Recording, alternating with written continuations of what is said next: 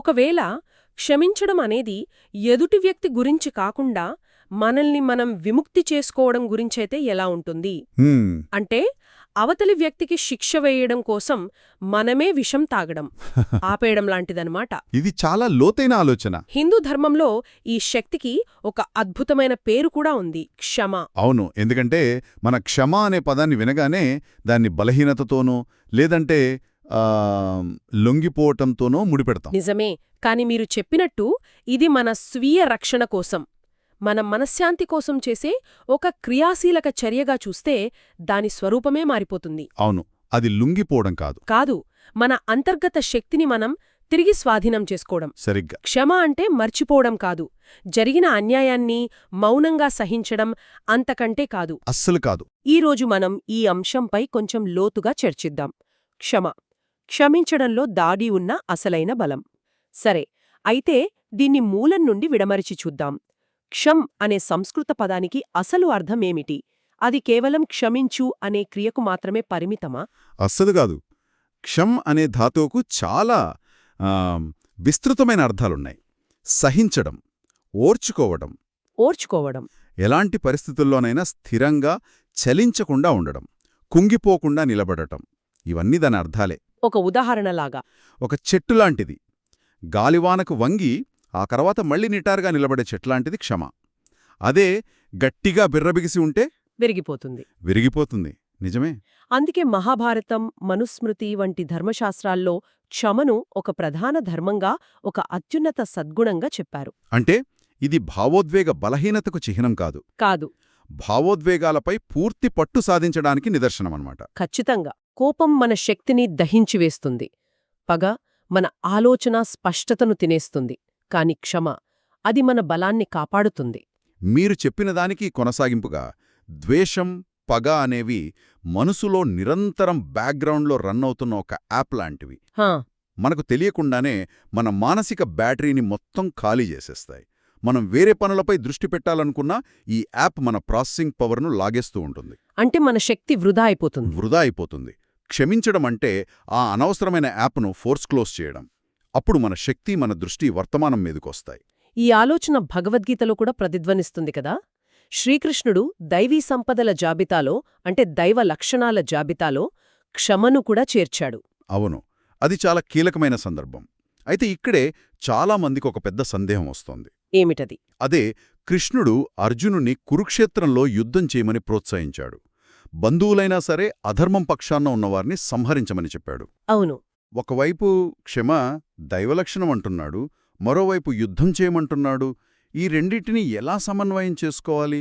ఇది కొంచెం గందరగోళంగా అనిపించట్లేదా? నిజమే, ఇది చాలా ముఖ్యమైన ప్రశ్న.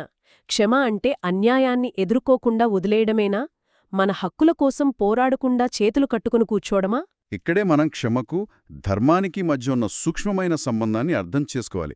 గీత చెప్పేదేమిటంటే క్షమ అనేది ఒక అంతర్గత స్థితి. అవును, ద్వేషం, పగ, ప్రతీకారాచ్చ వంటి వాటిని మనసులోంచి తొలగించడం. కానీ బాహ్యంగా లోకంలో ధర్మాన్ని నిలబెట్టడానికి అవసరమైన చర్య తీసుకోవాలి. ఓకే. కృష్ణుడు అర్జునుడితో చెప్పిందదే. నువ్వు నీ కర్తవ్యాన్ని నిర్వర్తించు, అధర్మాన్ని ఎదురించు, కాని ఈ పనిని వ్యక్తిగత ద్వేషంతో చేయకు. ఫలాపేక్ష లేకుండా ధర్మస్థాపన కోసం నిస్సంగంగా పోరాడు. అంటే చర్య ద్వేషపూరితంగా ఉండకూడదు. మనల్ని మనం రక్షించుకోవచ్చు, కాని ఆ రక్షణలో పగ ఉండకూడదు. వలావ్, ఇది చాలా శక్తివంతమైన తేడా. అంటే మనం ఒకరి చర్యలను ఖండించొచ్చు, వారి వల్ల నష్టం జరగకుండా సరిహద్దులు గీసుకోవచ్చు. తప్పకుండా. కాని వారి మీద ద్వేషాన్ని మన గుండెల్లో మోయాల్సిన అవసరం లేదు. ఈ భావనను అర్థం చేసుకోవడానికి మహాభారతం నుండి ధర్మరాజు యుధిష్ఠిరుడి ఉదాహరణ సరిగ్గా సరిపోతుంది అనుకుంటా. ఖచ్చితంగా. యుధిష్ఠిరుడు క్షమా అనే గుణానికి ప్రతిరూపంగానే చూస్తారు. అతను తన రాజ్యాన్ని కోల్పోయాడు. పాచికల ఆటలో ఘోరంగా అవమానించబడ్డాడు. భార్యను పందెల్లో ఓడిపోయాడు. అవును, 13 సంవత్సరాలు అరణ్యవాసం, అజ్ఞాతవాసం చేశాడు.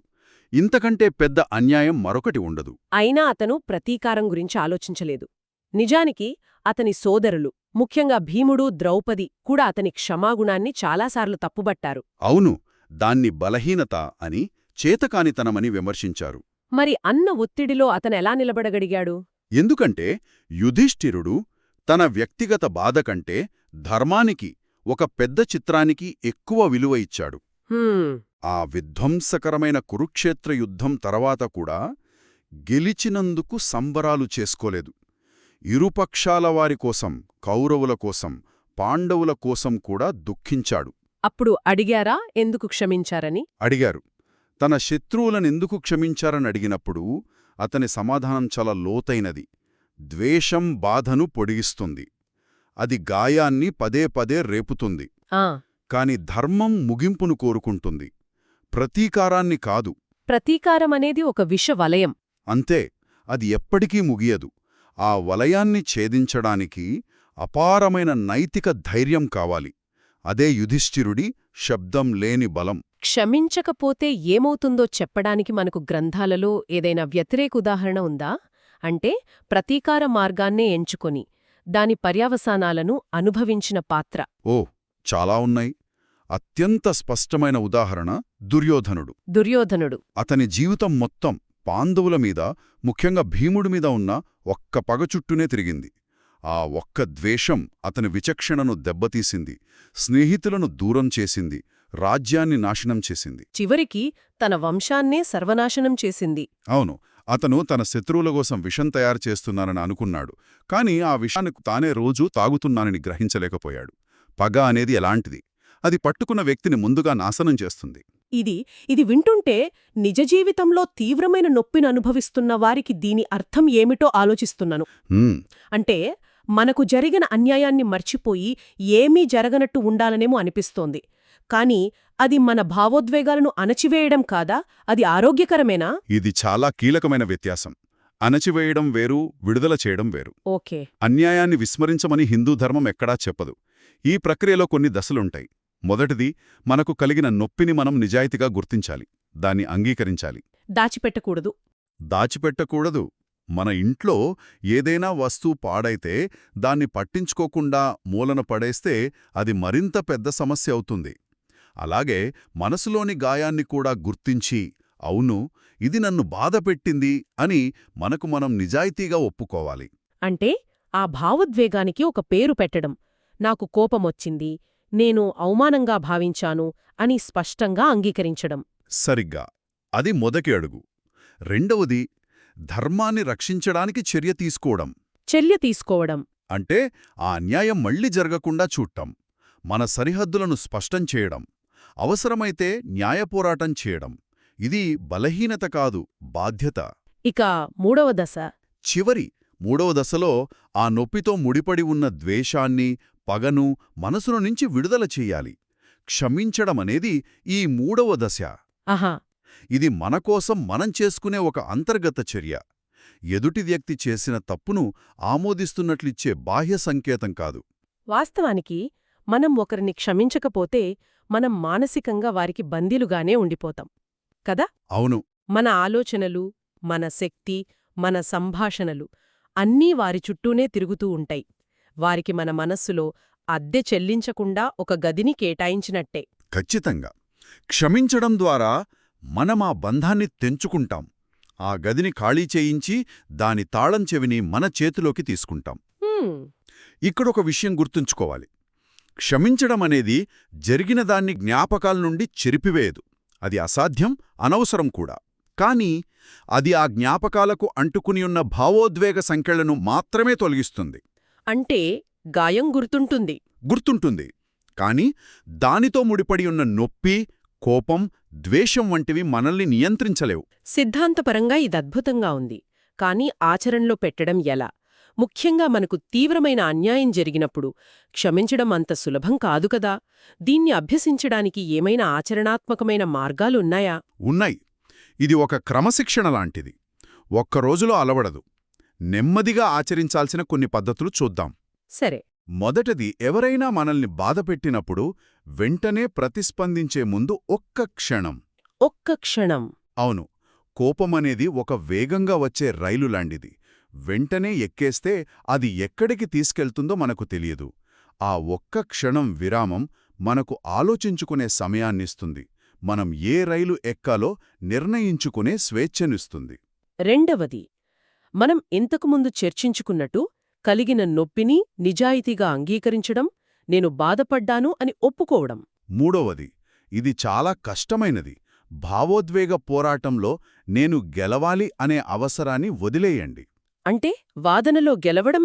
అవును, వాదనలో ఎదుటి వ్యక్తిని ఓడించాలని, వారిని తప్పు అని నిరూపించాలని మనం బలంగా కోరుకుంటాం. ఆ గెలుపు తాత్కాలికమే.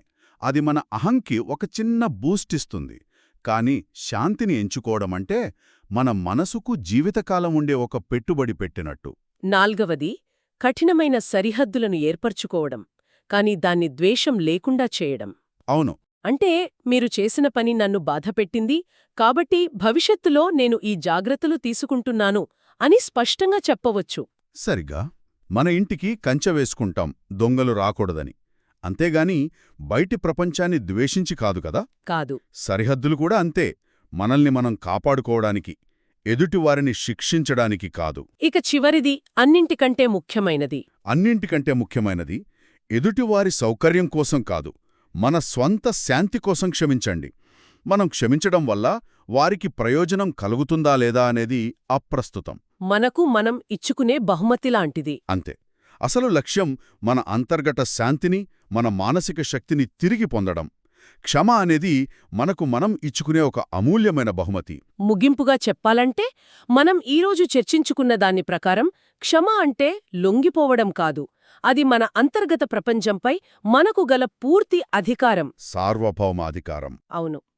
ఒకరి ద్వేషం లేదా వారు చేసిన తప్పు మన మనసులో స్థలాన్ని ఆక్రమించుకోవడానికి మనం అనుమతించకపోవడం. మనం క్షమించినప్పుడు ఆ స్థలాన్ని మన కోసం మనం తిరిగి పొందుతాము. దాన్ని శాంతితో, సంతోషంతో, సృజనాత్మకతతో నింపుకోవచ్చు. సరిగ్గా. శ్రోతలకు ఒక ఆలోచనను వదిలివెళ్తున్నాను.